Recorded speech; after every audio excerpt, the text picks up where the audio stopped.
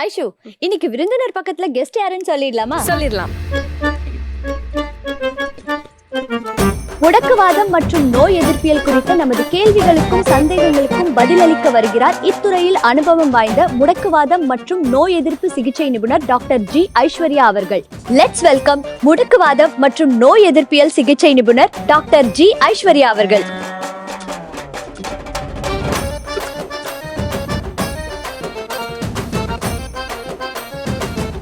வணக்கம் மேம். வணக்கம். எப்படி இருக்கீங்க? நல்லா இருக்கேன். நீங்க எப்படி இருக்கீங்க? நல்லா இருக்கும் மேம். உங்ககிட்ட கேட்கறதுக்கு நிறைய கொஸ்டின் இருக்கு. பட் நிறைய பேருக்கு ருமட்டாலஜி அப்படின்னா என்னன்னே தெரியல. ஸோ நீங்களே சொல்லுங்க மேம், ருமட்டாலஜினா என்ன? ஸோ ருமட்டாலஜிங்கிறது it is a sub specialty of general medicine. So rheumatologist are those doctors who are train practitioners of modern medicine. So first MBBS படிச்சிருப்பாங்க, அப்புறம் MD general medicine or pediatrics படிச்சிருப்பாங்க. அதுக்கப்புறம் வந்து DM rheumatology or clinical immunology, இந்த 3 degree இருக்கிறவங்க தான் வந்து rheumatologist. And they are train to diagnose and treat all rheumatic diseases otherwise known as auto immune diseases. So இப்போ வந்து ருமட்டாலஜி அப்படின்னா வந்து deals with all disorders of the immune system. Okay. By immune system வந்து நம்ம என்ன நோய் எதிர்ப்பியல் மண்டலம் அப்படின்னு சொல்லுவோம் தமிழ்ல. ஸோ இம்யூன் சிஸ்டம்னால வரக்கூடிய disorders are called as auto immune diseases. இந்த ஆட்டோ இம்யூன் டிசீசஸ் வந்து ட்ரீட் பண்ற அந்த ஸ்பெஷாலிட்டி பேர் தான் வந்து ருமட்டாலஜி. ஓகே. அண்ட் நீங்க சொல்லும்போது இந்த ஆட்டோ இம்யூன் டிசீஸ் இல்லையா, இதுமே இப்போ நிறைய இடத்துல நாங்க பாக்குறோம். ஸோ எங்களுக்கு டீடைல்டா ஆட்டோ இம்யூன் டிசீஸ் அது என்னென்னலாம் இருக்கும், எப்படி எல்லாம் வரும் அப்படின்றத பத்தி எக்ஸ்பிளைன் பண்ணுங்க. ஸோ ஆட்டோ இம்யூன் டிசீசஸ்ங்கிறது வந்து தமிழ்ல வந்து தன்னுடல் தாக்கும் நோய் அப்படின்னு சொல்லுவோம். ஸோ இம்யூன் சிஸ்டம்க்கு தமிழ்ல வந்து நோய் எதிர்ப்பியல் மண்டலம். இப்போ நோய் எதிர்ப்பியல் மண்டலத்தோட மெயின் ஃபங்க்ஷன் என்னன்னு பார்த்தீங்கன்னா, இப்போ நம்மளுக்கு வந்து ஒரு கிருமி தாக்குது, ஒரு பாக்டீரியா இல்லை வைரஸ், ஒரு ஃபங்கஸ், இந்த மாதிரி ஒரு கிருமி வந்து நம்மளுக்கு தாக்குச்சு அப்படின்னா அந்த நோய் எதிர்ப்பியல் மண்டலம்ங்கிறது வந்து ஒரு இம்யூனிட்டி கொடுக்கறதுனா என்ன அப்படின்னு பார்த்தீங்கன்னா, அதுக்கு அகேன்ஸ்டாக ஃபைட் பண்ணி அந்த கிருமியை வந்து அகற்றுறது பேர் தான் வந்து அந்த இம்யூனிட்டியோட ஃபங்க்ஷன். ஓகே. ஸோ இப்போ நார்மலாக வந்து ஒரு பாக்டீரியா வந்துச்சுன்னா அது ஃபைட் பண்ணிட்டு அதை வந்து கிளியர் பண்ணிடும். ஓகே. இப்போ ஆட்டோ இம்யூன் டிசீஸ்னா என்ன அப்படின்னா, இப்போ நம்மளோட பாடியில் வந்து சில உறுப்புகள் இருக்குல்ல. ஓகே. இந்த இம்யூன் சிஸ்டம்க்கு வந்து நம்ம பாடியோட டிஷ்யூஸ் அண்ட் செல்ஸ் என்னது, எக்ஸ்டர்னலாக வர ஒரு டாக்ஸினோ இல்லை ஒரு பாக்டீரியாவோ இல்லை வேற ஏதாவது ஒரு அலர்ஜனோ இதை வந்து டிஃப்ரென்ஷியேட் பண்ணுற அந்த துல்லியமான அந்த அறிவுத்திறன் வந்து இம்யூனிட்டிக்கு இருக்கு, இம்யூன் சிஸ்டம்க்கு இருக்கு. ஓகே. பல்வேறு காரணங்கள்னால இந்த துல்லியமா வேறுபடுத்தி பார்க்கக்கூடிய தன்மை வந்து இழந்து போயிடுது. ஓகே. ஓகே. ஸோ என்ன ஆகுதுன்னா, இம்யூன் சிஸ்டம் வந்து நம்மளோட உறுப்புகள் என்ன, வெளியிலேருந்து வர உறுப்புகள், அந்த டாக்ஸின்ஸ், பொல்யூட்டன்ஸ் ஒரு அலர்ஜன்ஸ், அந்த கிருமிகள் என்னங்கிறத டிஃப்ரென்ஷியேட் பண்ண முடியல அப்படின்னா இந்த இம்யூன் சிஸ்டம் வந்து நம்மளோட உறுப்புகளையே வந்து தாக்க ஆரம்பிச்சிடும். ஓகே. ஓகே. அது பேர் தான் வந்து தண்டுடல் தாக்கும் நோய், இல்லைன்னா இங்கிலீஷ்ல வந்து ஆட்டோ இம்யூன் டிசீசஸ் அப்படின்னு சொல்லுவோம். So basically body tries to attacks its own tissues or organs. Okay. Okay. அதனால வர விளைவுகள் தான் auto immune diseases. And ma'am, auto immune டிசீஸ்ல என்னென்ன மாதிரியான சிம்டம்ஸ் எல்லாம் இருக்கும்? ஸோ ஆட்டோ இம்யூன் டிசீஸ் வந்து ஒரு உறுப்பை சார்ந்தது கிடையாது. ஓகே. ஸோ வந்து பாடியில் வந்து நிறைய ஆர்கன்ஸ் இருக்கு. இந்த ஆட்டோ இம்யூன் டிசீஸ் வந்து எந்த ஆர்கனை வேணா தாக்கலாம். ஓகே. பட் ஆனால் மோஸ்ட் காமன் சிம்டம்ங்கிறது வந்து ஆர்த்ரைட்டிஸ். ஓகே. ஸோ ஆர்த்ரைட்டிஸ்ங்கிறத பற்றியே வந்து மக்களுக்கு வந்து நிறைய மிஸ்கன்செப்ஷன் இருக்கு. ஸோ ஆர்த்ரைட்டிஸுமே வந்து அது ஒரு நோய் கிடையாது, அது just a symptom. Okay. So இப்போ வந்து நம்மளுக்கு வந்து ஒரு த்ரோட் இன்ஃபெக்ஷன் வந்ததுன்னா வந்து தொண்டை வலி ஒரு சிம்டம் இல்லை, ஃபீவர் வந்து ஒரு சிம்டம் இல்லை. அந்த மாதிரி ஆட்டோ இம்யூன் டிசீஸ்ல வந்து ஆர்த்ரைட்டிஸ் ஒரு சிம்டம். ஓகே. ஓகே. ஆர்த்ரைட்டிஸ்க்கு வந்து நிறைய காரணங்கள் இருக்கு. ஆட்டோ இம்யூன் டிசீஸ் வந்து ஒரு காரணம்.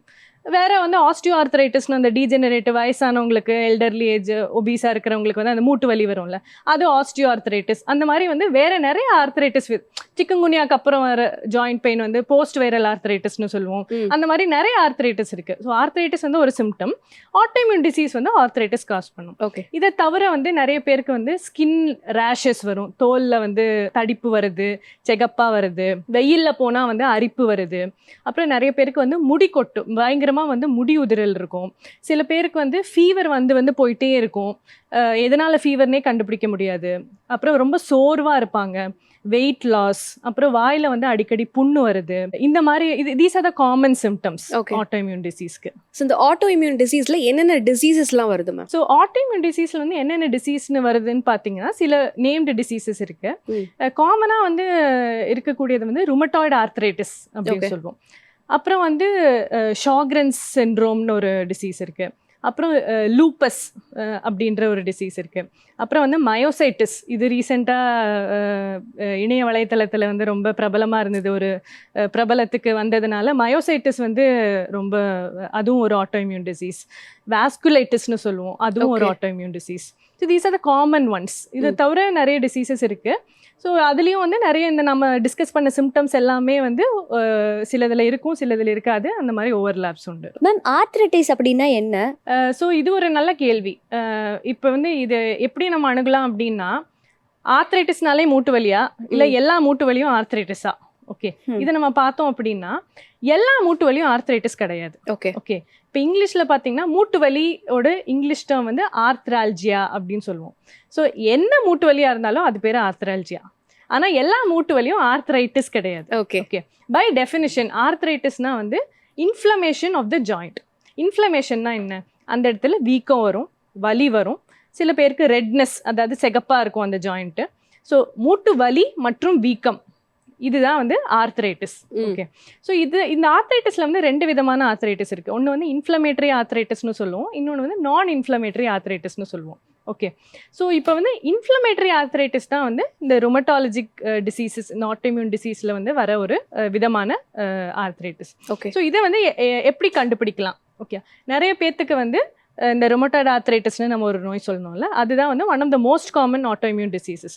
ஸோ நிறைய இதில் வந்து என்ன சிம்டம் பேஷன்ஸ் இருக்கும் அப்படின்னா வந்து மூட்டுக்கு மூட்டு வலி வரும். ஓகே, மூட்டுக்கு மூட்டு வலியோடு சேர்ந்து வீக்கமும் வரலாம். முக்காவாசி பேருக்கு வந்து இந்த சின்ன சின்ன முட்டுகள், ஸோ ஒரு இந்த ஜாயிண்ட்னு சொல்லுவோம்ல, ஜாயிண்ட்ஸுங்கிறது பாடியில் நிறைய இருக்குது. இதெல்லாம் சின்ன சின்ன ஜாயிண்ட்ஸ். இங்கே அப்புறம் மூட்டுலாம் ஷோல்டர், நீ, எல்போ, ஹிப் எல்லாம் வந்து லார்ஜ் ஜாயிண்ட்ஸ், பெரிய ஜாயிண்ட்ஸ்னு சொல்லுவோம். இந்த ருமட்டாய்டு ஆர்த்ரைட்டிஸ்ல வந்து எந்த ஜாயிண்ட் வேணால் அஃபெக்ட் பண்ணும். பட் ஸ்மால் ஜாயிண்ட்ஸ், இந்த சின்ன சின்ன மூட்டில் வந்து அஃபெக்ட் பண்ணுறது கொஞ்சம் காமன், மோர் காமன். ஓகே, ஸோ வந்து நிறைய பேர்த்துக்கு தூங்கி எழுந்திரிச்சா வந்து மூட்டு வலி அதிகமாக இருக்கும், அந்த ஸ்டிஃப்னஸ் ஃபீல் பண்ணுவாங்க. அது வந்து யூஸ்வலாக வந்து தூங்கி எழுந்திரிச்சா காலையில் ஒரு ½ அன் ஹவர் மினிமம் வந்து பயங்கர ஸ்டிஃபாக இருக்கும். ஓகே, ஸோ எழுந்த உடனே அவங்களால வந்து ஃப்ரீயாக கையை மூவ் பண்ண முடியாது.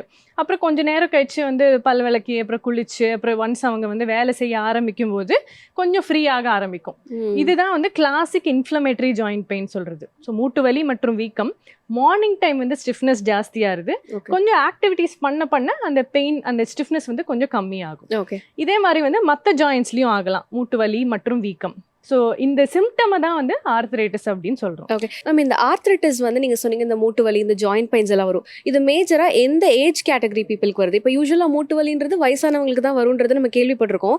இப்போல்லாம் இப்போ யங் ஏஜ்லேயே வந்து நிறைய பேருக்கு இந்த கால் வலிக்கிறது, இந்த ஜாயிண்ட் பெயின்ஸ் வருது. ஸோ அதுவும் இது ஒன்று தானா? எந்த ஏஜ் கேட்டகரி பீப்புளுக்கு இது அதிகமாக வருது? ஸோ வந்து இந்த ஆர்த்ரைட்டிஸ், அதாவது இந்த ஆட்டோஇம்யூன் டிசீஸ்னால வர ஆர்த்ரைட்டிஸ் வந்து ஆக்சுவலாக எந்த ஏஜ் குரூப் வேணால் வரலாம். குழந்தைங்கள்ல கூட ஆர்த்ரைட்டிஸ் வரும். அது வந்து ஜுவனைல் இடியோபதிக் ஆர்த்ரைட்டிஸ் அப்படின்னு சொல்லுவோம். ஓகே, வேற விதமான குழந்தைங்கள்ல வரது வந்து அக்யூட் ருமேட்டிக் ஃபீவர்னு ஒரு கண்டிஷன் இருக்கு, அதுலேயும் வந்து ஆர்த்ரைட்டிஸ் வரும். மிடில் ஏஜ் குரூப்லேயும் வரும், ஒரு 20s to 30s அந்த மாதிரி ஏஜ் குரூப்லேயும் வரும். காமனாக வந்து ஒரு 30s to 50s வந்து it is very common. But more than 50ஸ்லேயும் வரலாம். அது பேர் வந்து ஒரு 55 இல்லை 60 இயர்ஸ்க்கு மேலே வரது வந்து லேட் ஆன்செட் ருமட்டாய்டு ஆர்த்ரைட்டிஸ், இல்லைன்னா எல்டர்லி ஆன்செட் ருமட்டாய்டு ஆர்த்ரைட்டிஸ். அதே மாதிரி லூப்பஸ்லேயும் வந்து லேட் ஆன்செட் லூப்பஸ் அந்த மாதிரி சொல்லுவோம். ஸோ ஆக்சுவலாக பார்த்தீங்கன்னா எந்த ஏஜில் வேணாலும் வரலாம். So arthritis is not just limited to old age அந்த மாதிரி. ஏன்னா அப்படியே சிமிலரா கேட்கணும்னா இந்த ஆட்டோ இம்யூன் டிசீஸ் இது வந்து மேஜரா எந்த ஏஜ் கேட்டகரி பீப்புளுக்கு வரும்? ஸோ இப்போ நம்ம சொன்னது சேம் தான். இந்த ஆட்டோ இம்யூன் டிசீஸ் இல்லை ஆர்த்ரைட்டிஸ் வந்து நான் சொன்ன எல்லா ஏஜ் குரூப்லையுமே எஃபெக்ட் ஆகலாம். ஓகே, ஸோ ஜென்ரலாக பார்த்தீங்கன்னா வந்து ஃபீமேல்ஸில் கொஞ்சம் காமனாக இருக்கும், மேல்ஸை விட ஃபீமேல்ஸில் கொஞ்சம் காமனாக இருக்கும். இந்த ருமட்டாய்டு ஆர்த்ரைட்டிஸ், லூப்பஸ், இந்த ஷாக்ரன் இதெல்லாமே வந்து ஃபீமேல்ஸில் காமனாக இருக்கும். சம் டிசீசஸ் வந்து கொஞ்சம் மேல் ப்ரீடிஸ்போசிஷனும் உண்டு. அது வந்து நடுமுதுகுவாதம் அல்லது ஸ்பாண்டிலோ ஆர்த்ரைட்டிஸ்னு சொல்லுவோம். அது வந்து இன் ஜென்ரல் மேல்ஸில் கொஞ்சம் காமன், ஃபீமேல்ஸ்லையும் வரக்கூடாதுன்னு இல்லை, ஃபீமேல்ஸ்லையும் வரலாம். ஸோ அந்த மாதிரி வந்து இட் இஸ் டிசீஸ் ஸ்பெசிஃபிக். சில டிசீஸ் வந்து சில ஏஜ் குரூப்பில் வரும், சில டிசீஸ் வந்து சில ஜெண்டரில் வந்து கொஞ்சம் அதிகமாக வரும். அந்த மாதிரி இட் இஸ் ஒவ்வொரு டிசீஸ் பொறுத்து. அண்ட் மேம், இந்த ஆட்டோஇம்யூன் டிசீஸ் அப்படின்றது ரொம்ப பயப்படக்கூடிய ஒரு டிசீஸா இல்லை நம்ம கரெக்டாக ப்ராப்பராக மெடிகேஷன் எடுத்துக்கிட்டோம்னா சரி பண்ணிடலான்ற டிசீஸா? ஸோ இதுதான் வந்து முக்கியமான கேள்வி. ஸோ ஆட்டோஇம்யூன் டிசீஸ் வந்து பயப்படுற மாதிரி ஃபர்ஸ்ட் கிடையாது. ப்ரொவைடட் நீங்கள் வந்து சீக்கிரமாக early recognition, early diagnosis, early treatment, இதுதான் கீ. Okay okay. ஸோ சீக்கிரமாக வந்து அந்த நோய் ஓட அறிகுறிகளை வந்து நம்ம கண்டறியணும். கரெக்டான பர்சன் அந்த எக்ஸ்பர்ட் அவங்கள வந்து அணுகணும். சீக்கிரமாக டயக்னோசிஸ் பண்ணிவிட்டு சீக்கிரமாக ட்ரீட்மெண்ட்டை இனிஷியேட் பண்ணினா நார்மலாக மற்றவங்க எப்படி வாழறாங்களோ அதே மாதிரி வாழலாம். ஓகே, இதுதான் வந்து முக்கியம். சில டைம் என்ன ஆகும்னா வந்து சிம்டம்ஸ் எல்லாம் வந்து கொஞ்சம் வேகாக இருக்குது. இப்போ ஃபீவர் வந்து போகுது, சோர்வாக இருக்குது, இந்த மாதிரி சில சிம்டம்ஸ் எல்லாம் கொஞ்சம் வேகாக இருக்கும். ஸோ அவங்களுக்கு வந்து யார்கிட்ட போகிறதுன்னு ஃபஸ்ட்டு தெரியாது. அப்புறம் வந்து சில பேசிக் லேப்ஸ் எல்லாம் பண்ணியிருப்பாங்க, அதெல்லாம் நார்மலாக வந்திருக்கும். பேசிக் ட்ரீட்மெண்ட் இப்போ இந்த ஃபீவருக்கு உண்டான அந்த பேராசிட்டமால் அந்த மாதிரி சில டேப்லெட்ஸ் எடுத்திருப்பாங்க, சரியாக இருக்காது. ஸோ அந்த மாதிரி வந்து அந்த நாள் கடந்து போகும்போது மற்ற உறுப்புகள் வந்து பாதிக்கிறதுக்கான வாய்ப்பு அதிகமாக இருக்கும். ஓகே, ஸோ லேட் ஆகும்போது அந்த நோயோட வீரியமும் வந்து கூடிடும். ஸோ இப்போ ஆட்டோஇம்யூன் டிசீஸ் எப்படின்னா வந்து ஒரு செவரை வந்து கரையான் அரைக்கிற மாதிரி தான். ஓகே, அது உள்ள வந்து அந்த டேமேஜ் நடந்துட்டு இருக்கும், வெளியே நமக்கு தெரியவே தெரியாது.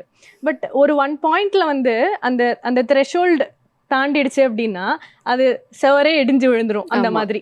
ஓகே, ஸோ அந்த வந்து ஸ்டார்டிங் ஸ்டேஜ்ல வந்து நம்ம கண்டுபிடிச்சிட்டோம் அப்படின்னா ட்ரீட்மெண்ட் வந்து ரொம்ப easy and straight forward. Suppose வந்து லேட் ஆக கொஞ்சம் காம்ப்ளிகேஷன் செட்டின் ஆக ஆரம்பிச்சிச்சு அப்படின்னா நம்ம வந்து அந்த காம்ப்ளிகேஷன்ஸ் வந்து கண்ட்ரோல் பண்ணலாம். ஒரு சர்டன் எக்ஸ்டென்ட்டுக்கு தான் நம்ம ரிவர்ஸ் பண்ண முடியும். Okay, so early diagnosis, early treatment is the key. And ma'am, இந்த மாதிரி ஆட்டோஇம்யூன் டிசீஸை வந்து எப்படி டயக்னோஸ் பண்ணுறாங்க? ஸோ எப்படி டயக்னோஸ் பண்ணுறது அப்படின்னா ஃபஸ்ட்டு வந்து கிளினிக்கல் அண்ட் லேப் வைஸ் இது 2 மெத்தட்ஸ் இருக்குது. கிளினிக்கல்னா அப்படின்னா ஃபஸ்ட்டு ஒரு பேஷண்ட் வராங்க அப்படின்னா அவங்கக்கிட்ட வந்து ஃபஸ்ட்டு ஹிஸ்ட்ரி எடுத்துகிட்டு என்னென்ன சிம்டம்ஸ் அவங்களுக்கு இருக்குது அப்படிங்கிறத பார்த்துட்டு எக்ஸாமின் பண்ணி அந்த சிம்டம்ஸ் எல்லாம் கன்ஃபார்ம் பண்ணிவிட்டு ஃபஸ்ட்டு ஒரு கிளினிக்கல் டயக்னோசிஸ் வந்துடும். அப்புறம் அந்த கிளினிக்கல் டயக்னோசிஸ்க்கு ஏற்ற மாதிரி அதை கன்ஃபார்ம் பண்ணுறதுக்கான சில டெஸ்ட்ஸ் இருக்குது. ஓகே, காமனாக வந்து நம்ம அட்வைஸ் பண்ணுற டெஸ்ட் வந்து ANA-ன்னு ஒரு டெஸ்ட், ஆன்டி நியூக்ளியர் ஆன்டிபாடி. அப்புறம் RF-ன்னு ஒரு டெஸ்ட் இருக்குது, ருமட்டாய்ட் ஃபேக்டர். அப்புறம் ANT-CCP-ன்னு ஒரு பிளட் டெஸ்ட் இருக்குது. அப்புறம் பாடியில் வந்து எவ்வளோ இன்ஃப்ளமேஷன் லெவல் இருக்குதுன்னு பார்க்கறதுக்கு வந்து ESR-CRP-ன்னு சில டெஸ்ட் இருக்குது. அப்புறம் தேவைப்பட்டால் சில ஸ்கேன்ஸ் தேவைப்படும். ஸோ இதெல்லாம் பார்த்துட்டு வந்து எந்த ஆட்டோஇம்யூன் டிசீஸ் இருக்குது அப்படிங்கிறத டயக்னோஸ் பண்ணோம். ஸோ அந்த டயக்னோசிஸ்க்கு ஏற்ற மாதிரி ட்ரீட்மெண்ட் ஆப்ஷன்ஸ் இருக்குது. மேம், இந்த ஆட்டோ இம்யூன் டிசீஸ் வந்து ஜெனட்டிக்ஸ்னால வருமா? நம்ம ஃபேமிலியில் யாருக்காவது இருந்து நமக்கு அப்படியே ட்ரான்ஸ்ஃபர் ஆகுமா? ஸோ இது ஒரு அருமையான கேள்வி. கண்டிப்பாக ஜெனட்டிக்ஸ்னால வரும். எப்படி அப்படின்னு பார்த்தீங்கன்னா ஆட்டோஇம்யூன் டிசீஸ் முக்கால்வாசி வந்து மல்டி ஃபேக்டோரியல் அப்படின்னு சொல்லுவோம். ஸோ ஒரு குறிப்பிட்ட காரணம் வந்து நம்ம சொல்ல முடியாது. ஸோ அதில் பல்வேறு காரணங்கள் பார்த்தீங்கன்னா இந்த ஜெனட்டிக்ஸ் வந்து ஒரு முக்கியமான காரணம். ஓகே, ஸோ இதில் வந்து சில டிசீசஸ்க்கு வந்து அந்த ஜெனட்டிக் ரோல் வந்து நிறைய இருக்குது, சில டிசீசஸ்க்கு வந்து கொஞ்சம் கம்மியாக இருக்குது. ஸோ முக்கியமாக பார்த்தீங்கன்னா வந்து இந்த நடுமுதுகுவாதம் அப்படின்னு சொன்னேன்ல, ஸோ அது வந்து நிறைய டைம் வந்து ஜெனட்டிக் தான். ஸோ இப்போ ஒரு ஆணுக்கு இருக்குது அப்படின்னா ஒன்லி அவங்க அப்பாக்கோ இல்லை அவங்க தாத்தாக்கோ இல்லை அவங்க சித்தப்பா பெரியப்பாக்கோ இல்லை அவங்க பிரதர்ஸ் யாருக்கோ அவங்கள யாருக்காவது இருந்திருக்கும், அந்த மாதிரி வரும். சம்டைம்ஸ் வந்து சிம்டம்ஸ் அவங்களுக்கு இருந்திருக்காது, பட் ஆனால் அந்த ஜீன் ஒரு ஜீன் பர்டிகுலராக சொல்லுவாங்க HLA-B27 சொல்லிட்டு, அந்த ஜீன் வந்து அவங்க ஃபேமிலியில் கேரி பண்ணிட்டு வருவாங்க. பட் ஒரு ஜெனரேஷனில் அந்த டிசீஸ் மேனிஃபெஸ்ட் ஆகும். ஓகே, ஸோ அந்த மாதிரி வரலாம். வேறு சில டிசீசஸ் இருக்குது ஜெனட்டிக் பேசிஸோடு இருக்குது. So genetics play a role. இப்போ ஜென்ரலாக பார்த்தீங்கன்னா இப்போ ஒரு பேஷண்ட்டுக்கு ஆட்டோஇம்யூன் டிசீஸ் இருக்குது அப்படின்னா அவங்களோட ஃபேமிலி, அதாவது first degree relatives, immediate family, mother, father, அவங்களோட கூட பிறந்தவங்க, இவங்க யாருக்காவது ஆட்டோஇம்யூன் டிசீஸ் இருக்குது அப்படின்னா அந்த பர்சனுக்கு வரக்கூடிய ரிஸ்க் வந்து ஜென்ரல் பாப்புலேஷனை விட கொஞ்சம் அதிகம் தான் அந்த ரிஸ்க். ஓகே, கண்டிப்பாக வரணும்னு அவசியம் இல்லை, பட் கொஞ்சம் ஜாஸ்தி. அண்ட் மேம், இந்த ஆட்டோஇம்யூன் டிசீஸ் வந்து க்யூரபிளா இல்லை க்யூர் பண்ணிட்டாலும் மறுபடியும் இது வரதுக்கான வாய்ப்பு இருக்கா? ஸோ இப்போ ஆட்டோஇம்யூன் டிசீஸ் வந்து பார்த்தீங்கன்னா அது வந்து ஒரு க்ரானிக் டிசீஸ், அதாவது நீண்ட கால நோய் அப்படின்னு சொல்லுவோம். ஸோ எப்படி வந்து நம்ம ஒரு சளி காய்ச்சல் வந்தால் நாங்கள் ஒரு வாரம் நம்ம மாத்திரை எடுத்துகிட்டு சரியாயிடும், அந்த மாதிரி கிடையாது. இப்போ எப்படி வந்து பிபி சுகர்லாம் வந்து ஒன்ஸ் நம்ம ட்ரீட்மெண்ட் ஸ்டார்ட் பண்ணிட்டா பல வருஷம் நம்ம ட்ரீட்மெண்ட் எடுத்துகிட்டு இருக்கோம்ல, ஸோ அந்த மாதிரி ஆட்டோஇம்யூன் டிசீஸ் வந்து ஒரு நீண்ட கால நோய் தான். ட்ரீட்மெண்ட் வந்து நிறைய நாள் வந்து கண்டினியூ பண்ணுற மாதிரி இருக்கும். ஓகே, பட் ஒன்ஸ் நம்ம ட்ரீட்மெண்ட் ஸ்டார்ட் பண்ணிட்டோம் அப்படின்னா ஒரு 2 to 3 months அவங்க சிம்டம்ஸ் எல்லாமே வந்து கம்மியாக ஆரம்பிச்சிடும். ஓகே, ஸோ சிம்டம்ஸ் எல்லாமே with treatment can be controlled very well. Okay, so cure பண்ண முடியுமா அப்படின்னு கேட்டிங்கன்னா, ஸோ அந்த கண்ட்ரோல் வந்து எவ்வளோ நாள், கண்ட்ரோலில் வந்து நம்ம வந்து டெக்னிக்கலாக வந்து ரெமிஷன் அப்படின்னு சொல்லுவோம். ஓகே, எவ்வளோ நாள் வந்து அவங்க ரெமிஷனில், அதாவது அந்த கண்ட்ரோல் ஃபேஸில் வந்து எவ்வளோ லாங் வந்து அவங்க இருக்காங்களோ அவ்வளோ நல்லது. ஓகே, ம். ஒன்ஸ் அவங்க ஒரு கன்சிடரபிள் பீரியட் ஆஃப் டைம் வந்து அந்த கண்ட்ரோல்டு ஃபேஸில் இருக்காங்க அப்படின்னா கொஞ்சம் கொஞ்சமாக நம்ம வந்து அந்த டேப்லெட்ஸை வந்து குறைக்க பார்க்கலாம். சப்போஸ் அவங்க வந்து 4 மெடிசன் எடுத்துகிட்டு இருக்காங்கன்னா அதை 3ஆக கம்மி பண்ணலாம். 3 எடுத்துகிட்டு இருந்தாங்கன்னா அதை 2ஆக கம்மி பண்ணலாம். அந்த மாதிரி வந்து கம்மி பண்ணி பார்க்கும்போது அந்த நோய் வந்து திரும்பி வருதா அப்படின்னு பார்க்கணும். சில பேருக்கு வரும், சில பேருக்கு வராது. க்யூரபிளான்னு கேட்டால் இமீடியட்டாக நம்ம சொல்ல முடியாது. அவங்களோட நோய் தன்மை எவ்வளோ தூரம் இருக்குது, அவங்க வந்து எவ்வளோ தூரம் கண்ட்ரோல் ஃபேஸில் இருக்காங்க, இதை பார்த்துட்டு தான் நம்ம வந்து curable. But definitely can be controlled. Okay, Very well. Depends. Yes ma'am, இந்த ஆட்டோ இம்யூன் டிசீஸ் வந்து ஜெனட்டிக்ஸ்னால ட்ரான்ஸ்ஃபர் ஆகும்னு சொன்னீங்க. பட் இப்போ எக்ஸாம்பிளுக்கு வந்து இப்போ அப்பாவுக்கு இருக்குன்னு வச்சுக்கோங்க, அவங்கள அதை க்யூர் பண்ணிடுறாங்க. ஸோ அதை மீறியும் வந்து அந்த குழந்தைக்கு வருமா? சிம்டம்ஸ் வந்து க்யூர் ஆயிருக்கலாம், பட் அவங்களோட இன்ஹெரண்ட் அந்த ஜெனட்டிக் மேக்கப் வந்து அதை மாற்ற முடியாதுல்ல. ஓ, எப்படி இருந்தாலும் அது வரதுக்கான வாய்ப்பு. க்யூர் ஆனாலுமே வந்து நான் முன்னாடியே சொன்ன மாதிரி அவங்க ஜீன் மட்டும் இருந்தாலே போதும், அப்பாவுக்கு அந்த டிசீஸ் இருக்கணும்னே அவசியம் இல்லை. ஸோ குழந்தைக்கு வந்து வர வாய்ப்பு இருக்குது. பட் இப்போ பார்த்தீங்கன்னா வந்து இப்போ அப்பாவுக்கு வந்து ஒரு நோய் இருக்குது அப்படின்னா கண்டிப்பாக அந்த குழந்தைக்கு வரணும்னு எந்த அவசியமே கிடையாது.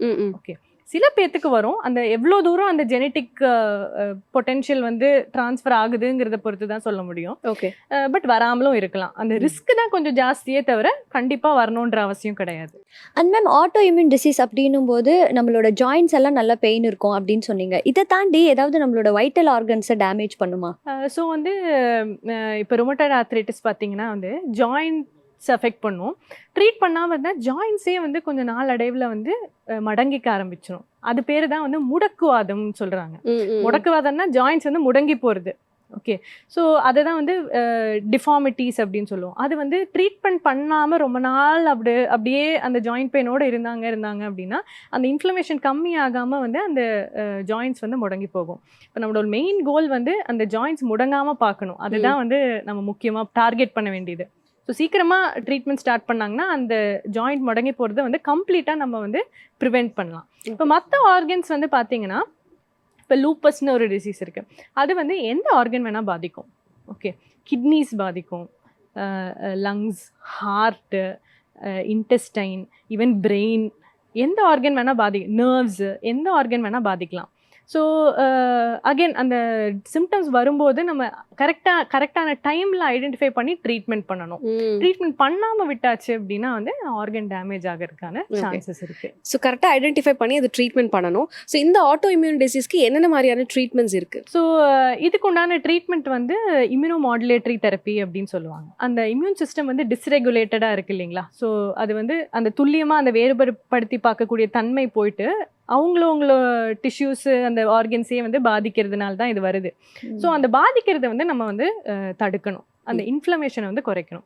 ஸோ இன்ஃப்ளமேஷனை கம்மி பண்ணக்கூடிய அந்த மருந்துகள் தான் கொடுப்போம். ஓகே, ஸோ ஒவ்வொரு நோய்க்கு வந்து ஒவ்வொரு விதமான மெடிசின்ஸ் இருக்குது. ஜென்ரலாக ருமட்டாய்டு ஆர்த்ரைட்டிஸ் அப்படின்னு பார்த்தீங்கன்னா disease modifying anti rheumatoid drugs அப்படின்னு சொல்லுவோம், டிமார்ட்ஸ் அப்படின்னு சொல்லுவோம். ஸோ இந்த டேப்லெட்ஸ் கொடுத்தா அந்த நோயோட திறன் மாறுபட்டு அதோட வீரியம் குறைஞ்சு சிம்டம்ஸும் கம்மியாகும். இப்போ லூப்பஸில் பார்த்தீங்கன்னா அதுலேயும் வந்து மெயின் ட்ரீட்மெண்ட் வந்து கொஞ்சம் ஸ்டிராய்ட்ஸ் தேவைப்படும். அதை தவிர வந்து இந்த இம்யூனோ மாடுலேட்டரி தெரப்பியும் தேவைப்படும். ஸோ மக்கள்கிட்ட வந்து ஸ்டிராய்ட்ஸ்னாலே வந்து ஒரு பயம், கெட்ட விஷயம் மாதிரி இருக்கு. ஸ்டிராய்ட்னா ஒரு பெரிய ஐயோ ஸ்டிராய்டே சாப்பிடக்கூடாது அந்த மாதிரி ஒரு ஒரு ஒரு மிஸ்கன்செப்ஷன் சொல்ல முடியாது, அந்த மாதிரி ஒரு தாட் இருக்கு. ஸோ கண்டிப்பாக நம்ம வந்து ருமட்டாலஜின்னு பேசும்போது ஸ்டிராய்ட் பற்றி பேசி தான் ஆகணும். ஸோ ஸ்டிராய்ட் பற்றி வந்து நம்ம ஏன் வந்து மக்கள் இவ்வளோ பயந்துக்கிறாங்க அப்படின்னா அதோட சைடு எஃபெக்ட்ஸ்னால. பட் வந்து ஸ்டிராய்ட்ஸ் வந்து எப்படின்னா இந்த இன்ஃப்ளமேட்டரி கண்டிஷன்ஸில் வந்து தேவையான dose and duration is the key. So அது வந்து நிறைய டைம் வந்து இப்போ மூட்டு வலின்னு மக்கள் வந்து ஒரு மெடிக்கல் ஷாப் போய் பார்த்தாங்கன்னா நிறைய டைம் வந்து மெடிக்கல் ஷாப்லேயே வந்து அவங்க ஓவர் த கவுண்டர் வந்து ஸ்டிராய்ட் ப்ரிஸ்கிரைப் பண்ணிடுறாங்க, which is very very bad. So அதுக்கு வந்து கண்டிப்பாக நம்மளுக்கு வந்து ஏதாவது ரெகுலேஷன்ஸ் அந்த மாதிரி தேவைப்படுது. ஸோ அந்த மாதிரி நான் ஓவர் த கவுண்டர் அவங்க வந்து ஸ்டிராய்டு டேப்லெட் எடுக்கும்போது நிறைய சைடு எஃபெக்ட்ஸ் வருது. ஸோ இப்போ ஸ்டிராய்ட் டோஸ் நம்ம ருமட்டாலஜிஸ்ட் வந்து கொடுக்கும்போது ரொம்ப கம்மி டோஸில் தேவையான அளவு மட்டும்தான் கொடுப்பாங்க. Again it is for a short duration தான். ஓகே, ஸோ இப்போ ருமட்டாய்டு ஆர்த்ரைட்டிஸ் அப்படின்னா இப்போ நான் சொன்ன அந்த டிசீஸ் மாடிஃபைங் ஏஜென்ட்ஸ் வந்து ஒர்க் ஆகிறதுக்கு ஒரு 3 to 4 வீக்ஸ் டைம் ஆகும். ஸோ இன் பிட்வீன் பீரியடில் வந்து பேஷண்ட்ஸோட சிம்டம்ஸ் அண்ட் இன்ஃப்ளமேஷன் கம்மி பண்ணணும்ல. ஸோ அந்த டைம் வந்து steroids will help a lot. So 1 dose அந்த லோ டோஸ் ஸ்டிராய்ட்ஸ் எடுத்தாலே வந்து அவங்களுக்கு வந்து அவ்வளோ ரிலீஃப் இருக்கும் பேஷண்ட்ஸ்க்கு. ஒரு 2 நாள் கழிச்சு பார்த்தீங்கன்னா, ஐயோ நான் பல வருஷமாக வந்து நான் ஜாயிண்ட் பெயினால் சஃபர் பண்ணிட்டு இருந்தேன், இந்த ஒரு மாத்திரை எடுத்துகிட்டு வந்து எனக்கு கம்ப்ளீட்டாக சரியாயிடுச்சு, இதே எனக்கு தெரியாமல் போச்சு அப்படின்ற மாதிரி வந்து சொல்லுவாங்க. அதே மாதிரி வந்து அந்த ஸ்டிராய்டோட சைடு எஃபெக்ட்ஸை கம்மி பண்ணுறதுக்கு வந்து சப்போஸ் ஒரு இப்போ மூட்டு வந்து வீக்கமாக இருக்குது அப்படின்னா டைரெக்டாக அந்த ஜாயின்ட்குள்ளேயே வந்து நம்ம ஸ்டிராய்ட் டெபாசிட் பண்ணலாம். ஸோ வந்து சிஸ்டமிக்காக வர அந்த சைடு எஃபெக்ட்ஸை வந்து நம்ம தடுக்க முடியும். ஓகே, மற்ற மெடிசின்ஸோட எஃபெக்ட் கிக் இன் ஆகும்போது ஸ்டிராய்டோட டோஸையும் டேப்பர் பண்ணி நம்ம ஸ்டாப் பண்ணிடுவோம். Okay, it is for a very short time. So அந்த short time under the guidance of an expert சாப்பிடும்போது நம்மளுக்கு வந்து சைடு எஃபெக்ட்ஸ் அவ்வளோ இருக்காது. ஓகே, ஸோ இப்போ லூப்பஸ் அப்படின்னு சொல்லி பார்த்தீங்கன்னா, ஸ்டிராய்டு வந்து one of the important medicines for lupus, அந்த டிசீஸை கண்ட்ரோல் பண்ணுறதுக்கு. அதுவுமே வந்து dose and duration is the key. So எந்த மாதிரி மேனிஃபெஸ்ட், சப்போஸ் வந்து இப்போ மேஜராக கிட்னிஸே பாதிச்சிச்சு அப்படின்னா அதுக்கு வந்து கொஞ்சம் அக்ரெசிவ் ட்ரீட்மெண்ட் தேவைப்படும். ஒன்ஸ் அந்த கிட்னி ப்ராப்ளம் வந்து கொஞ்சம் கொஞ்சமாக கம்மி பண்ணும்போது அந்த டோஸையும் கம்மி பண்ணிவிட்டு அந்த டியூரேஷனும் நம்ம வந்து பிளான் பண்ணி மேனேஜ் பண்ணுறது வந்து பண்ண முடியும். ஓகே, ஸோ ஸ்டிராய்ட்னாலே நம்ம பயப்படணும்னு அவசியம் இல்லை. ஒரு டாக்டர், ஒரு எக்ஸ்பர்ட், இந்த இப்போ சப்போஸ் உங்களுக்கு ஆட்டோஇம்யூன் டிசீஸ் இருக்குது, அது வந்து ஒரு ருமட்டாலஜிஸ்ட் மேனேஜ் பண்ணுறாங்க அப்படின்னா கண்டிப்பாக அவங்களுக்கு வந்து steroid toxicity, steroid side effects வராமல் எப்படி அதை வந்து மேனேஜ் பண்ணுறதுங்கிறது அவங்களுக்கு தெரியும். ஸோ அண்டர் கைடன்ஸ் நீங்கள் சாப்பிடும்போது பயப்படணும்னு அவசியமே கிடையாது. அண்ட் மேம், இந்த மாதிரி ஆட்டோ இம்யூன் டிசீஸ் வந்து நம்ம ட்ரீட்மெண்ட் எடுத்துக்கும் போது நிறைய மாத்திரைகள் சாப்பிட்றோம்ல, இதனால வர சைடு எஃபெக்ட்ஸ் வந்துட்டு எந்த மாதிரியான சைடு எஃபெக்ட்ஸாக இருக்கும், அது எப்படி சரி பண்ணுறது? ஸோ சைடு எஃபெக்ட்ஸ்னு பார்த்தீங்கன்னா வந்து நான் முன்னாடியே சொன்ன மாதிரி வந்து அந்த நோய் எதிர்ப்பு திறன் வந்து கொஞ்சம் தவறாக வேலை செஞ்சு நம்ம டிஷ்யூஸே வந்து அட்டாக் பண்ணுதில்ல. ஸோ அதை கம்மி பண்ணுறதுக்கூடிய மெடிசன்ஸ்னால வந்து கொஞ்சம் வந்து அந்த இம்யூனிட்டி லெவல் கொஞ்சம் குறையும், நார்மலாக இருக்கிறவங்கள விட அது வந்து கொஞ்சம் குறையும். ஸோ அந்த குறையும் போது வந்து ஈஸியாக வந்து இன்ஃபெக்ஷன்ஸ் கொஞ்சம் தாக்கறதுக்கான வாய்ப்பு இருக்குது. ஸோ இதை வந்து நம்ம எப்படி வந்து கம்மி பண்ணலாம் அப்படின்னா, பேசிக் ஸ்டெப்ஸ். ஃபஸ்ட்டு வந்து பர்சனல் ஹைஜீன், நம்ம சுத்தமாக இருக்கணும். ஓகே, நம்மளை சுற்றி இருக்கிற சரௌண்டிங்ஸை வந்து சுத்தமாக வச்சுக்கணும். மெயினாக வந்து ஒரு ஒரு ஹைஜீன் ப்ராப்பராக இல்லாததுனால வந்து இன்ஃபெக்ஷன்ஸ் வருது இல்லை. கரெக்டாக கை வாஷ் பண்ணணும், சாப்பிட்றதுக்கு முன்னாடி ஹேண்ட்ஸ் வாஷ் பண்ணணும், டெய்லி வந்து நம்ம குளிக்கணும். ஏன்னா வந்து கரெக்டாக குளிக்காமல் அந்த மாதிரி ஸ்வெட் ரிட்டென்ஷன் இருந்ததுன்னா ஃபங்கல் இன்ஃபெக்ஷன் அந்த மாதிரி வர, இந்த எஸ்பெஷலி இன் திஸ் சன், அந்த சம்மர் கிளைமேட்டில் வந்து ஃபங்கல் இன்ஃபெக்ஷன்ஸ் வர வாய்ப்பு இருக்குது. So personal hygiene is very important. ரெண்டாவது வந்து நம்ம வந்து சப்போஸ் ஒரு க்ரௌடட் பிளேஸ் எல்லாம் போகிறோம் அப்படின்னா வந்து கொஞ்சம் மாஸ்க் போட்டு ப்ரொடெக்ஷன், அந்த மாதிரி ஒரு ப்ரொடெக்ஷன் நம்ம வந்து அந்த ஆட்டோஇம்யூன் டிசீஸ் ட்ரீட்மெண்ட் இருக்கிற பேஷண்ட்ஸ் வந்து அதை எடுத்துக்கணும். ரொம்ப கூட்டமான இருக்கிற போகும்போது அந்த பேசிக் லெவல் ஆஃப் ப்ரொடெக்ஷன். அதுக்கப்புறம் வந்து ஃபுட். ஸோ ஃபுட்டுனால ஏகப்பட்ட இன்ஃபெக்ஷன்ஸ் வரும். ஸோ நமக்கு சாப்பிட்ற ஃபுட் வந்து நல்லா வெல் குக்டாக இருக்கணும். ரா ஃபுட்டு, ரா சீ ஃபுட், ரா மீட்னாலே வந்து நிறைய இன்ஃபெக்ஷன் வரும். வெளியே சாப்பிடும்போது நல்ல இடத்துலேருந்து அந்த குக் பண்ணுற என்வாயர்மெண்ட் வந்து ஹைஜீனிக்காக இருக்கான்னு பார்த்து செலக்ட் பண்ணி சூஸ் பண்ணணும். ஸோ பேசிக் வந்து நம்ம ஹைஜீனிக்காக இருந்தாலே வந்து மோர் தென் சஃபிஷியன்ட். ஸோ அந்த அளவுக்கு ப்ரொடெக்ஷன் இருந்தாலே போதும். டேப்லெட்ஸ் வந்து சம்டைம்ஸ் நிறைய எடுக்கிறதுனால சம்டைம்ஸ் இந்த கேஸ்ட்ரைட்டிஸ், வயிறு உபாதைகள் அது நார்மலாகவே நிறைய பேர்த்துக்கு வரும். சம்டைம்ஸ் டேப்லெட் எடுத்தால் கொஞ்சம் அதிகமாகும். ஸோ அதுக்கு வந்து ஜஸ்ட் ஸ்பைசி ஃபுட்டெல்லாம் கொஞ்சம் அவாய்ட் பண்ணிட்டு ஆயிலி ஃப்ரைட் ஃபுட் வந்து கம்மி பண்ணிக்கலாம். அப்புறம் வந்து அந்த டாக்டர்ஸ் வந்து ப்ரிஸ்கிரைப் பண்ணுவாங்க தேவைப்பட்டால். சப்போஸ் அது சிக்னிஃபிகண்ட்டாக இருந்தது அப்படின்னா இந்த அசிடிட்டி குறைக்கிறதுக்கான சில மெடிகேஷன்ஸ் தேவைப்பட்டால் கொடுப்பாங்க. ஓகே, மற்ற சைடு எஃபெக்ட்ஸ் எல்லாம் வந்து நம்ம லைக் நேம் பண்ணி சொல்கிற மாதிரின்றதை விட ரெகுலர் ஃபாலோ அப்பில் டாக்டர்ஸ் வந்து கேட்பாங்க, இந்த சிம்டம்ஸ் உங்களுக்கு இருக்கா, அப்புறம் பிளட் டெஸ்ட் பார்ப்பாங்க. ஸோ பிளட் டெஸ்ட் அதெல்லாம் பார்க்கும்போது ஏதாவது சைடு எஃபெக்ட்ஸ் வருதாங்கிறத நம்ம மானிட்டர் பண்ணலாம். ஓகே, சப்போஸ் ஏதாவது வந்தது அப்படின்னா அந்த டைமில் வந்து சீக்கிரமாக நம்மளுக்கு அட்ரஸ் பண்ணுற அந்த விண்டோ கிடைக்கும். இந்த ஜெனட்டிக்ஸ்னால வர ஆட்டோ இம்யூன் டிசீஸ் பேஷண்ட்ஸ்க்கு ஏதாவது வேக்சின்ஸ் அவைலபிளாக இருக்கா? ஆட்டோ இம்யூன் டிசீஸ்க்கு வந்து vaccines are under study. Okay, but ரிசர்ச்சில் இருக்குது. பட் ஆனால் கிளினிக்கல் ப்ராக்டிஸ் அந்த மாதிரி எதுவும் கிடையாது. But there are some researches going on for vaccines to prevent autoimmune diseases, but இப்போதைக்கு எதுவும் கிடையாது. ஓகே. அண்ட் மேம், இந்த மாதிரி ஆட்டோ இம்யூன் டிசீஸ்னால பாதிக்கப்பட்டு ட்ரீட்மெண்ட் எடுத்துக்கிறாங்கல்ல, அவங்களோட லைஃப் ஸ்டைல் அண்ட் அவங்க எந்தெந்த மாதிரியான விஷயங்கள் எல்லாம் ஃபாலோ பண்ணணும்? ஸோ ஒன்ஸ் நீங்கள் ட்ரீட்மெண்ட் அவங்க ஸ்டார்ட் பண்ணிவிட்டு அவங்க சிம்டம்ஸ் எல்லாம் கம்மி ஆயிடுச்சு அப்படின்னா அவங்க வந்து மற்ற நார்மல் பீப்புள் எப்படி இருக்காங்களோ அந்த மாதிரி இருக்கலாம். வேலைக்கு போகலாம், அப்புறம் வந்து அவுட்டோர் ஆக்டிவிட்டீஸ், ஸ்போர்ட்ஸு, அதாவது இந்த ஃபிசிக்கல் ஆக்டிவிட்டி, இது எல்லாமே வந்து அவங்களோட டிசீஸ் அண்ட் பாடி கண்டிஷனுக்கு ஏற்ப அவங்க வந்து under advice of the doctors கண்டிப்பாக ஃபாலோ பண்ணலாம். This is not at all a stigma. அதாவது ஒரு அவங்களுக்கு அந்த க்ரானிக் டிசீஸ் இருக்குது அப்படிங்கிறதுனால அவங்க எந்த விதத்துலேயும் வந்து குறைஞ்சவங்க கிடையாது. ஸோ ட்ரீட்மெண்ட் எடுத்துகிட்டு அவங்களும் வந்து நார்மல் லைஃப் வந்து வாழலாம். இப்போ இந்த ஆட்டோ இம்யூன் டிசீஸ் இருக்கிற பேஷண்ட்ஸ் வந்து ப்ரெக்னன்சிக்கு பிளான் பண்ணலாமா? அது இது சேஃபா மேம்? ஸோ ஆட்டோஇம்யூன் டிசீஸ் இருக்கிறவங்கள தாராளமாக ப்ரெக்னன்சி பிளான் பண்ணலாம். ஸோ அகெயின் வந்து என்ன டிசீஸ் இருக்காங்க, அந்த டிசீஸ் வந்து இப்போ என்ன கண்டிஷனில் இருக்குது, இது ரெண்டும் ரொம்ப முக்கியம். ஸோ அது வந்து இப்போ சப்போஸ் அவங்க ப்ரெக்னன்சி பிளான் பண்ண போகிறாங்க அப்படின்னா first they should talk to the rheumatologist. இந்த மாதிரி வந்து நான் ப்ரெக்னன்சி பிளான் பண்ண போகிறேன் அப்படின்னு சொன்னாங்கன்னா அந்த டிசீஸ் கண்டிஷன் எப்படி இருக்குங்கிறது கிளினிக்கலாகவும் லேப் வேஸும் வந்து அசஸ் பண்ணுவாங்க. ஜென்ரலி வந்து டிசீஸ் வந்து கண்ட்ரோல்டாக இருக்கும் போது ப்ரெக்னன்சி பிளான் பண்ணுறது will be a better option. So அந்த டைம் வந்து டிசீஸ் ஃப்ளேரப்ஸ் வந்து கம்மியாகும் ப்ராப்பராக பிளான் பண்ணால். அதே மாதிரி வந்து மெடிகேஷன்ஸ் வந்து கொஞ்சம் அட்ஜஸ்ட் பண்ண வேண்டியிருக்கும். ப்ரெக்னன்சி சேஃப் மெடிகேஷன்ஸ் நிறைய இருக்குது. ஸோ சப்போஸ் வந்து அவங்க எடுத்துகிட்டு இருக்கிற மெடிசன் வந்து ப்ரெக்னன்சி சேஃப் இல்லை அப்படின்னா அந்த ப்ரெக்னன்சி பிளான் பண்ணுற டைம்லேயே வந்து அந்த மெடிசன் வந்து ஸ்விட்ச் பண்ணிவிடுவாங்க. Okay. So even during pregnancy treatment வந்து சேஃபாக கண்டினியூ பண்ணலாம். என்ன டேப்லெட்ஸ் வந்து ப்ரெக்னன்சி சேஃபுங்கிறத பார்த்து கொடுப்பாங்க. ப்ரெக்னன்சி முடிஞ்சதுக்கு அப்புறமும் பேபி ஃபீட் பண்ணும்போதும் அந்த பேபி ஃபீடிங் மெடிகேஷன்ஸ்க்கும் ப்ரெக்னன்சி சேஃப் மெடிகேஷன்ஸ் வந்து தாராளமாக கண்டினியூ பண்ணலாம். ஓகே. இன்ஃபேக்ட் சில டிசீசஸ் வந்து ப்ரெக்னன்சியில் வந்து கொஞ்சம் தானாகவே இம்ப்ரூவ் ஆகும். ஓகே. சில டிசீஸ் வந்து ப்ரெக்னன்சியில் கொஞ்சம் ஃப்ளேரப் ஆக சான்ஸ் இருக்குது. ஸோ அது வந்து லைக் அண்டர் எக்ஸ்பர்ட் கைடன்ஸ் வந்து ஈஸியாக நேவிகேட் பண்ணிவிட்டு தாராளமாக வந்து ப்ரெக்னன்சி அண்ட் சைல்ட் பர்த் வந்து அவங்க கோ த்ரூ பண்ணலாம். ஆனால் அவங்க பிளான் பண்ணுறதுக்கு முன்னாடி டாக்டர் கிட்ட ஒரு வாட்டி கன்சல்ட் பண்ணிட்டு பண்ணுனா அந்த மெடிகேஷன்ஸ் வந்து மெடிகேஷன்ஸ் அண்ட் டிசீஸ் ஸ்டேட்டஸ் எப்படி இருக்குங்கிறது அசஸ் பண்ணிட்டு பிளான் பண்றது will be a better option. Ma'am, immune power அப்படின்றது ரொம்ப இம்பார்ட்டண்ட்டாக இருக்கு. இந்த இம்யூன் பவரை வந்து ப்ராப்பராக மெயின்டைன் பண்ண என்னென்ன மாதிரியான விஷயங்கள் எல்லாம் ஃபாலோ பண்ணணும்? இது வந்து ஒரு ஹாட் டாபிக், இம்யூனிட்டியை வந்து எப்படி இன்க்ரீஸ் பண்ணுறதுன்றது.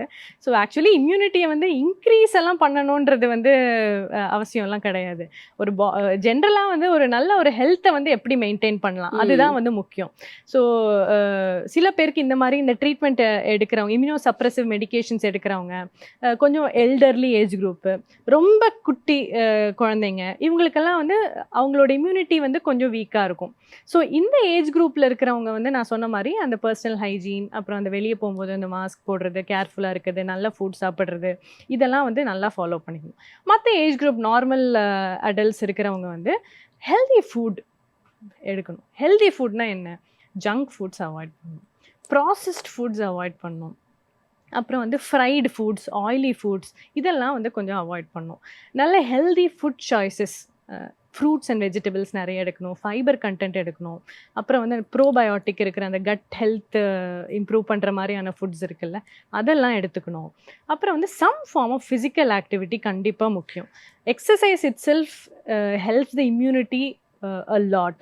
ஸோ வந்து சம் ஃபிசிக்கல் ஆக்டிவிட்டி வந்து கண்டிப்பாக இருக்கணும். அட்லீஸ்ட் வந்து ஒரு ஸ்போர்ட்டாக இருக்கட்டும், இல்லை ஒரு யோகாவாக இருக்கட்டும், இல்லை வந்து ரெகுலர் வாக்கிங், ஜிம்மில் வந்து கார்டியோ பண்ணுறது, some form of physical activity வந்து will go a long way in improving your immune health. Thank you so much ma'am. இன்னைக்கு ஆட்டோ இம்யூன் டிசீஸை பற்றி நிறைய விஷயங்கள் எங்கள் கூட ஷேர் பண்ணிக்கிட்டீங்க. நிஜமாவே நிறைய பேருக்கு யூஸ்ஃபுல்லாக இருக்கும்னு நம்புகிறோம். Thank you so much for coming. Thank you so much. My pleasure.